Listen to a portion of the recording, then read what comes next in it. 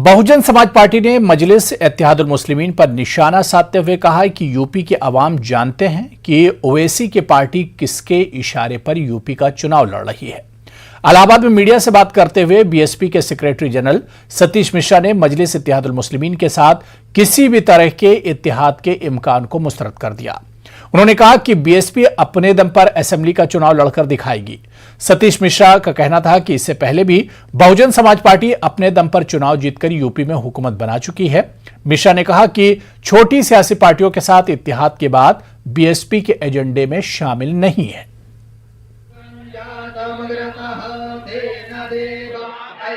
ये हम नहीं तो सभी लोगों को मालूम है कि वो उनको कौन यहाँ लेके आया है।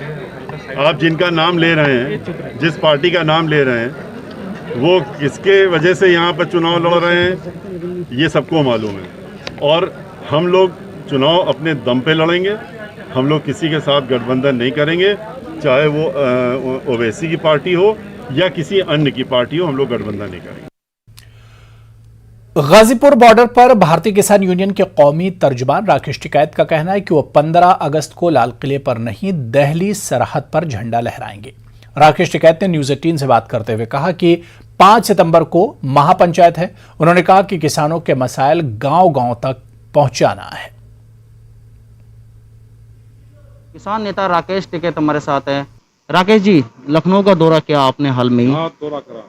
आपने कहा था कि चारों खाने चित करेंगे, लखनऊ की तरफ घेराव करेंगे, उस पर क्या कहना है? लेकिन बयान आपका बदल गया कि विधानसभा के बाहर ही बैठ जाएंगे।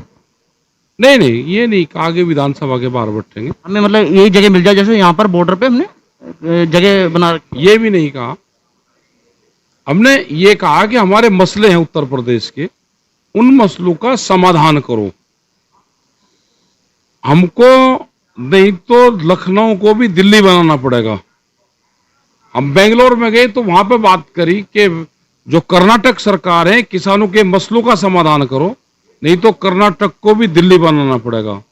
जो लोग वहां से नहीं आ सकते वे अपना आंदोलन वहां पे ही कर सकते हैं। किसान वैचारिक रूप से देश का इस आंदोलन से जुड़ा हुआ है। वो अपने खेत में भी झंडा लगाकर अपनी मेड़ पे भी बैठेगा तो भी उसके आंदोलन को मान्यता होगी। राकेश जी, लखनऊ के ही दौरे हो रहे हैं आपके, क्योंकि उत्तर प्रदेश में विधानसभा चुनाव है, तो आपकी कहीं ना कहीं एंट्री उत्तर प्रदेश में हो गई है। नहीं, हम तो यहाँ पे भी उत्तर प्रदेश में हैं। ये भी तो उत्तर प्रदेश है। विधानसभा चुनाव नजदीक है, इसलिए लखनऊ के दौरे ज्यादा हो रहे हैं। तो अभी 7 महीने विधानसभा का, भी इससे कोई वो नहीं है। राकेश जी, आगे की क्या रणनीति है और क्या मांगे हैं? संसद भी चल रही है और क्या क्या प्रस्ताव पास हो रहे हैं वहां पर? प्रस्ताव पास जिस दिन पूरे हो जाएंगे उस दिन उसका पूरा खुलासा कर देंगे क्या क्या वहां पर प्रस्ताव हुए। जो ये कानून है इसको पूर्ण रूप से डिनाई हम करेंगे।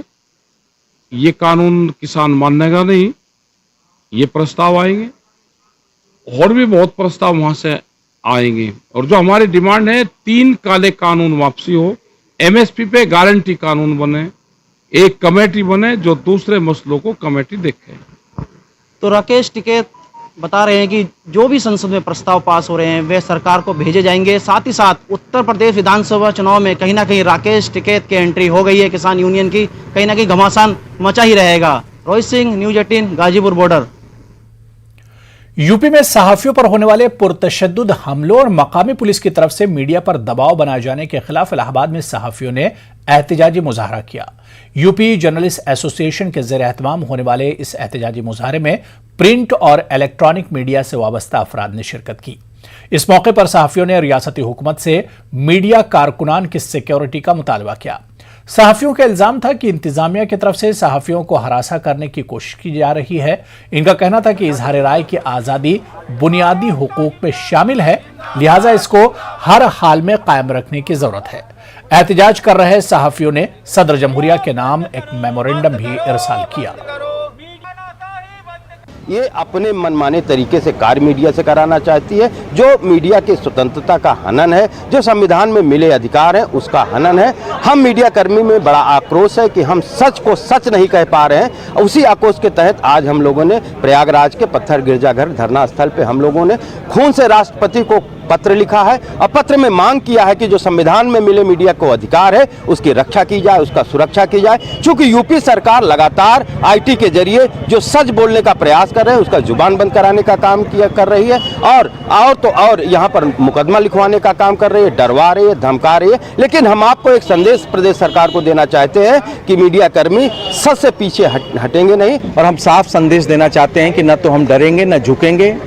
और आज प्रयागराज के सभी प्रिंट और इलेक्ट्रॉनिक मीडिया के पत्रकार यहाँ पर सिविल लाइन से स्थित धरना स्थल पर एकत्रित हुए और हम सभी लोगों ने इस आयकर विभाग की छापेमारी का विरोध किया, प्रदर्शन किया और खून से खत लिखकर ये साफ संदेश दिया है कि पत्रकार न तो दबता है न डरता है, वो निष्पक्ष तरीके से अपनी खबर करता है। आज जिस प्रकार की कार्रवाइयाँ इसमें जो प्रदर्शन बढ़ रहा है, ये कोई भी सरकार हो, कोई भी सरकारी तंत्र हो, वो ये भूल जाता है कि स्वस्थ लोकतंत्र के लिए एक स्वतंत्र, निर्भीक और साहसिक मीडिया, उसकी आवाज़ का बुलंद होना बहुत ज़रूरी है, समाज हित में, देश हित में और एक तरह से देखा जाए सरकार हित में। अपने 6 नुकाती मुतालबात को लेकर सरकारी एम्बुलेंस मुलाजमीन का एहतजाजी धरना आज तीसरे रोज भी जारी है। मेरठ में भी इमरजेंसी सर्विसेज में 5 एम्बुलेंस को छोड़कर बाकी सभी 77 एम्बुलेंस आज भी मेडिकल में खड़ी रहीं। हड़ताल की वजह से हो रही परेशानी के पेश नजर अब महकमा सेहत और जिला इंतजामिया ने एहतजाजी धरने पर बैठे एम्बुलेंस सर्विस मुलाजमीन पर सर्विसेज को वापस शुरू करने का दबाव बनाना शुरू कर दिया है। वहीं मेडिकल कॉलेज इंतजामिया ने हड़ताल का मेडिकल खिदमात पर ज्यादा असर न होने की बात कही है। नेचुरली कि 108 से कई मरीज आते थे तो वो तो फर्क जो पड़ेगा ही है, लेकिन फर्क उतना भी नहीं पड़ रहा जितना पड़ना चाहिए कि कहीं अगर ऐसी दिक्कतें हैं लोग मरीज अपना आ ही जाते हैं। नहीं, प्राइवेट एम्बुलेंस में भी अपना उनके रेट निर्धारित है, उसी रेट पे वो लोग लेके आते हैं। कोरोना की जद में सबसे ज्यादा जिस मर्ज के मरीज आए वो डायबिटीज है। आज भी कोरोना की दूसरी लहर के बाद ज़ियाबीतुस के मरीजों की तादाद में मुसलसल इजाफा हो रहा है। अलीगढ़ मुस्लिम यूनिवर्सिटी के राजीव गांधी डायबिटीज सेंटर के डायरेक्टर डॉक्टर हामिद अशरफ का कहना है कि कोरोना में डायबिटीज के मरीज बहुत मुतासिर हुए। इस दौरान भी इनके इलाज चले और आज भी बहुत से ऐसे मरीज हैं जिनमें कोरोना के असरात बाकी हैं। उन्होंने बताया कि अब देखा जा रहा है कि मरीजों की तादाद में इजाफा हुआ है, जो पुराने मरीज थे वो भी आ रहे हैं और नए मरीज भी आ रहे हैं। उन्होंने कहा कि तीसरी लहर का खतरा भी बरकरार है। ऐसे में मुतादिद अमराज में मुब्तला मरीजों को अपने डॉक्टरों के मशवरे लेते रहना चाहिए।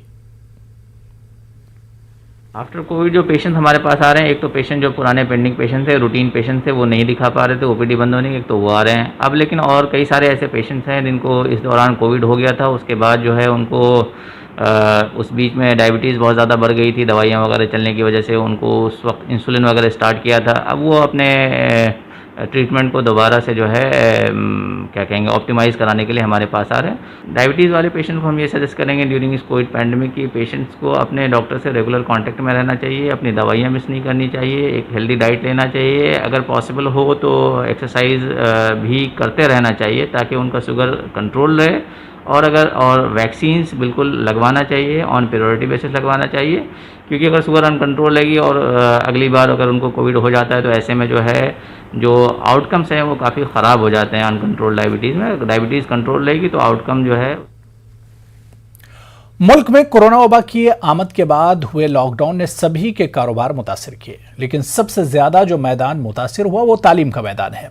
इससे वाबस्ता कारोबार आज बर्बादी की कगार पर है। किताबों का कारोबार करने वाले लोग बताते हैं कि गुज़िश्ता 1.5 साल से हाथ पर हाथ रखे बैठे हैं। आलम यह है कि लोग कर्ज में डूब चुके हैं और अब कारोबार को तब्दील करने की बात सोच रहे हैं।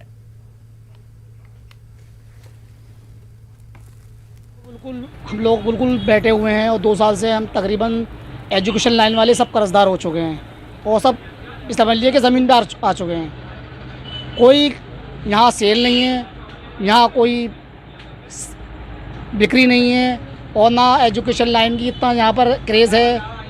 यहाँ शहर में तो साल में आते हैं बच्चे और साल में ही कोर्स ख़रीदते हैं, उसके बाद में बीच में नहीं आते। कारोबार बर्बाद है, हम तो कुछ और करने के मूड में हैं। हम कह रहे हैं कि ये लाइन ही बिल्कुल बंद कर दें। हम इससे बेहतर है कि हम कुछ फल लगा लें, कुछ बेच लें, रोटी रोज़ी का ज़रिया हो जाए, बच्चों का पेट पालेंगे, किस तरह पालें। हम किताब लेने आए हैं छोटे भाई के यहाँ से, 2 साल से पढ़ाई बिल्कुल बंद पड़ी हुई है और बच्चों को ऑनलाइन पढ़ाई हो रही है, ना ऑफलाइन में पता चल रहा है ना ऑनलाइन पता चल रहा है पढ़ाई में। और अभी ABCD की किताब लेकर जा रहे हैं, बच्चों को कहीं ना पढ़ाना ज़रूरी है। बच्चे भूल जाएंगे सब, जो पढ़ा हुआ है पिछला याद है इन लोगों को, वो सब भूल।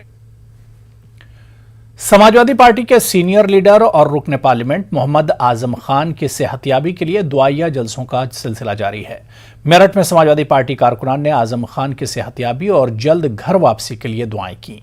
पार्टी कारकुनान ने आजम खान की इस हालत के लिए योगी हुकूमत को कसूरवार ठहराया और परेशान करने के लिए दर्ज किए गए मुकदमों को वापस लेने का मुतालबा किया। वहीं दिल्ली मेदांता में इलाज कराने की इजाजत दिए जाने पर पार्टी कारकुनान ने सुप्रीम कोर्ट का भी शुक्रिया अदा किया।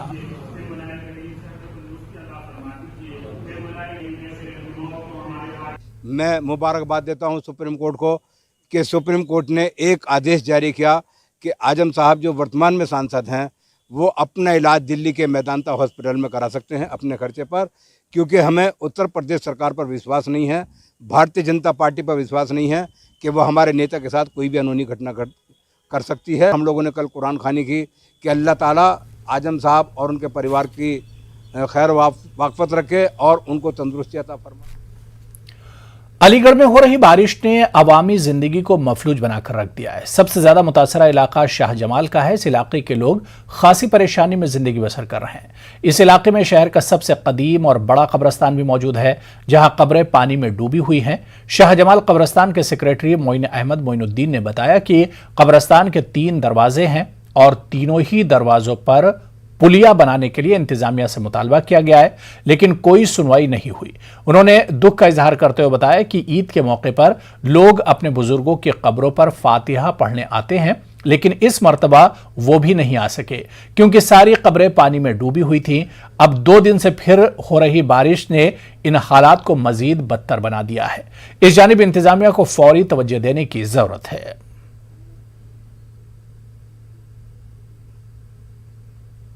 शाहजमाल कब्रिस्तान का बहुत बुरा हाल है। जल भराव की समस्या ख़त्म नहीं होके दे रही, प्रशासन कोई तवज्जो नहीं दे रहा। जलालपुर खैर अड्डा दिल्ली गेट का सारा पानी इधर ही डाइवर्ट कर दिया गया है और जो 3 पुलियाँ बनाने की बात नगर निगम से कही गई थी 3 महीने पहले, जिस पर मेयर साहब ने स्वीकृति कर दी थी, MNA साहब ने कर दी थी, वो अभी तक नहीं बनना चालू हुई, जिसकी वजह से गंदा पानी कब्रिस्तान के अंदर जा रहा है। ईद पर लोग अपने घर वालों के फातिहा पढ़ने आते हैं कब्रों पर और उन्होंने देखा कि वहाँ पर उनकी कब्रें पानी में डूबी हुई हैं या पानी की वजह से धंसी हुई हैं, तो बड़ा तकलीफ का मंजर था। तो हमारी प्रशासन से अपील है कि वो कुछ इस तरीके के इसके निस्तारण करे जो ये पानी यहाँ ना भरे और आगे ये कोई परेशानी ना बने। गाजियाबाद जिला अस्पताल MMG का कुछ हिस्सा खस्ताहाली का शिकार है। हालात इतने खराब हैं कि लकड़ी के जरिए इसको सहारा दिया गया है। मुसलसल बारिश हो रही है, ऐसे में कोई बड़ा हादसा हो सकता है। हटाने के लिए उसको ठेकेदार को कह दिया गया है जी, और वो इसको हटाने का हो रहा है जी। लेकिन इसके लिए जो तार वहाँ से मेन बिल्डिंग से आए हुए हैं लोहे के, तो उनको काटा जाना है जी। तो उसको काटे जाने के लिए मशीन मंगा के इसको हटाया जा रहा है। तब तक के लिए इसको चारों तरफ से घेर के बंद कर दिया गया है कि इसके नीचे कोई ना। एम्बुलेंस नहीं खड़ी होती थी, ये तो पहले कोई मकान जब शुरू में रहा होगा तब रहा होगा। गाजियाबाद थाना साहिबाबाद पुलिस ने बच्चा चोरी गैंग का पर्दाफाश किया है। अलीगढ़ में बच्चा चोरी गैंग के गिरफ्तार एक मुलजिम से पूछताछ में पर्दाफाश हुआ। 23 दिसंबर 2020 में हज हाउस के पास से 2 खवातीन के जरिए बच्चा चोरी करके लावलद लोगों को 2 लाख रुपये में फरोख्त कर दिया गया था।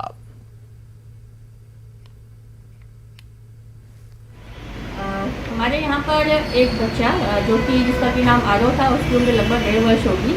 वो दिसंबर 2020 में जो है यहाँ से झुग्गी झोपड़ी के पास से हज हाउस के पास से चला गया था। उसी की तलाश हो रही थी, तो फिर आज जो है उसमें जो है 5 लोगों को गिरफ्तार किया गया है, जिसमें कि 2 महिलाएं हैं। ये सोनिया नाम की एक महिला है, उसने राकेश नाम के एक लड़के को दिया। उस लड़की ने यह बताया था कि उसकी जो बेटी हैं उनके पास कोई लड़का नहीं है तो उन्हें एक लड़की की आवश्यकता है। इस महिला ने संगीता नाम की महिला से संपर्क किया और संगीता ने दुर्योधन से संपर्क करके उन्हें वो बच्चे दिलवाए। दुर्योधन ने 2 लाख रुपए में इस बच्चों को बेचा था और इन दोनों महिलाओं को 5-5 हज़ार रुपये प्राप्त